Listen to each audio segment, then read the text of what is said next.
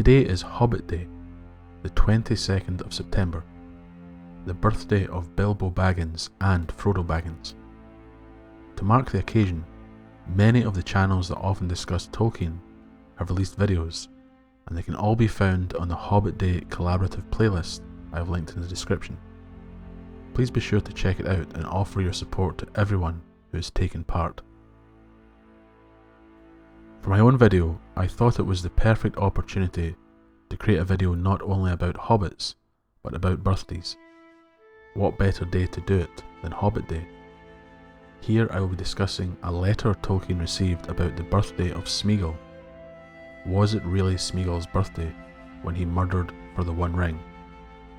I thought this would be a good topic to cover, as it would be possible to list this under several of the categories of videos you can find on the channel. A discussion of Hobbit culture would be found under the Tolkien Legendarium series. The question of Smeagol's birthday would be found under the Question and Answer series, as well as the Tolkien Inconsistencies series. For instance, he called the ring his birthday present, and he stuck to that. He said it came from his grandmother, who had lots of beautiful things of that kind. A ridiculous story, but I have no doubt that Smeagol's grandmother was a matriarch, a great person in her way, but to talk of her possessing many elven rings was absurd. And as for giving them away, it was a lie, but a lie with a grain of truth. The question of whether it was really Smeagol's birthday arises due to what we are told in The Lord of the Rings about the nature of hobbits and gift-giving. It's a chance for us to explore Hobbit culture, the nature of Smeagol's people, the Stoors, when compared to the rest of Hobbit kind. A letter sent to Tolkien called Smeagol's birthday present a possible error on Tolkien's part. Let's explore what Tolkien had to say about this. If hobbits give away gifts on their birthday, why would Smeagol claim the ring as a birthday present? The Lord of the Rings tells us that hobbits have a custom of giving other hobbits presents on their own birthdays. This has been used as some sort of evidence that Smeagol was not actually a hobbit, but was of hobbit kind. Smeagol is a hobbit, leading to questions about where this birthday tradition came from. Was it a Shire-only custom? Was Smeagol lying? Did Tolkien make a mistake? Hobbits give presents to other people on their own birthdays. Not very expensive ones as a rule, and not so lavishly as on this occasion. But it was not a bad system. Actually, in Hobbiton and Bywater, every day in the year was somebody's birthday, so that every hobbit in those parts had a fair chance of at least one present at least once a week. But they never got tired of them. Letter 214 is the best source of information in this topic. A reader named A.C. Nunn wrote to Tolkien directly about what they thought was a contradiction in the first chapter of the story, A Long-Expected Party. In the following chapter, The Shadow of the Past, it is said that Gollum claimed that the One Ring was a birthday present, with A.C. Nunn thinking that this meant that Smeagol's people did not give out presents on their birthdays, but only received them. Nunn then boldly provided 4 explanations to Tolkien. Perhaps Smeagol's people were not hobbits. The custom of receiving presents changed before the time of The Lord of the Rings, as Smeagol's community existed centuries before it was established. The customs of the Stoors differed from other hobbits, the Fallowhides and the Harfoots. It was a mistake on Tolkien's part. Nunn asked Tolkien for an answer, acknowledging Tolkien as a model of scholarship who would be able to provide an explanation. Tolkien very humbly claims that he is only a recorder of matters in the Third Age, and not a model of scholarship. I don't think many would agree. He does say that these faults are not errors, but omissions, and the result of incompleteness of information due to the need to compress matters for the narrative of the story. Of the 4 options, we can dismiss options 1 and 4. Long after, but still very long ago, there lived by the banks of the great river on the edge of Wilderland a clever-handed and quiet-footed little people. I guess they were of hobbit kind, akin to the fathers of the Stoors. For they loved the river, and often swam in it, or made little boats of reeds. With option 1, it can be dismissed, even with Gandalf using the words, "I guess." Tolkien says that in more modern language, Gandalf would have said, "I deduce." The fathers of the Stoors speaks of just how far back his folk lived on the edge of Wilderland. They aren't proto-hobbits or less evolved hobbits. They are just hobbits.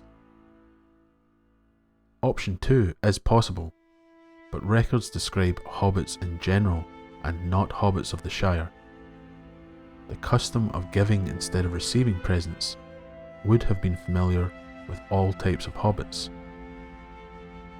Option 3 is true in many ways, as even a custom that is embedded deep within a culture can still differ across the different branches of hobbits. We need only look at our own customs and how many we share across towns, cities, nations and even continents. Some differ greatly, and some are only slightly altered. When some of the Stoors returned to Wilderland from the Angle in the year 1356 of the Third Age, they lost contact with others of their kind. Well over 1,000 years passed before the murder of Déagol at the hands of Smeagol, and centuries then passed until we reach Bilbo's birthday celebration in the year 3001 of the Third Age. The hobbits of the Shire were now more settled compared to the wild Stoors, with the latter being described as returning to a more primitive life by the rivers. This allowed Tolkien to go into greater detail about the more socially oriented and civilized Shire folk, while the culture of the Stoors would remain conjectural. With the importance of birthdays in hobbit culture, the customs were regulated by fairly strict etiquette, with some just being formalities. Despite how the text may come across in The Lord of the Rings, hobbits actually give and receive presents on a birthday. The fact that hobbits also receive gifts was an omission from the events surrounding Bilbo's birthday, as it had no relation to the story or the party itself. It was the older custom, the more formal custom. This results in Gandalf talking to Frodo about what happened between Smeagol and Déagol, while omitting the custom. Hobbits begin giving presents to their parents at age 3, and it should be something made by the hobbit. It can also be something grown or discovered.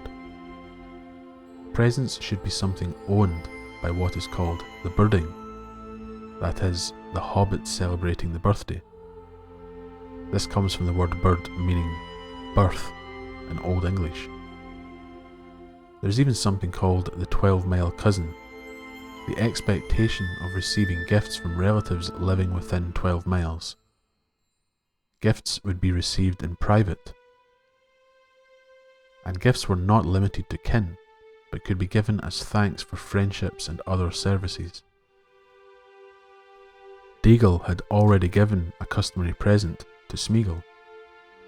While Déagol begrudged giving a gift, Smeagol was a meaner and greedier character, using his own birthday as a valid excuse for claiming the gold ring that he did not find. The implication here is that the gift he had already been kindly given was not enough. The murder of Déagol haunted Gollum, and he had made up a defence, repeating it to his precious over and over again as he gnawed bones in the dark until he almost believed it. It was his birthday. Déagol ought to have given the ring to him. The reason all these details of hobbit customs are not included in the prologue to The Lord of the Rings is apparently that the prologue in the first publication was criticised by some as being too long and overloaded.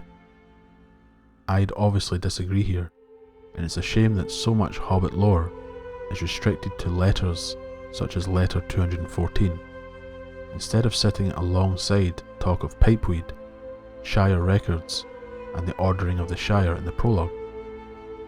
This is why Letter 214, and Tolkien's letters in general, are valuable resources, as they contain information that you will just not find anywhere else. Returning to Gollum's birthday, Tolkien mentions in the prologue and Letter 214 that it was Gollum's birthday, and Gandalf says it in The Lord of the Rings. There's no hint that Gollum was making it up as an excuse for greed. In fact, he used the fact it was his birthday as an excuse for what Tolkien calls an act of tyranny. This is no error on the part of Tolkien, but an omission due to the nature of storytelling and unwanted space constraints. The fact Tolkien was directly asked about this has given us even greater insight into hobbits. They do give and receive presents, and Smeagol twisted this tradition to try and get what he wanted. As it was his birthday, he should have been given this great gift, and the fact it wasn't willingly given means he should not be blamed for what had happened. These are the excuses that Gollum's twisted mind would repeat in the dark as he held his so-called birthday present that tormented him for centuries.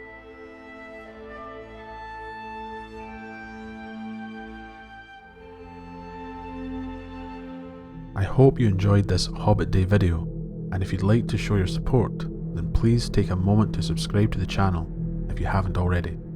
For more Hobbit Day content, follow the link in the description to view the collaborative playlist.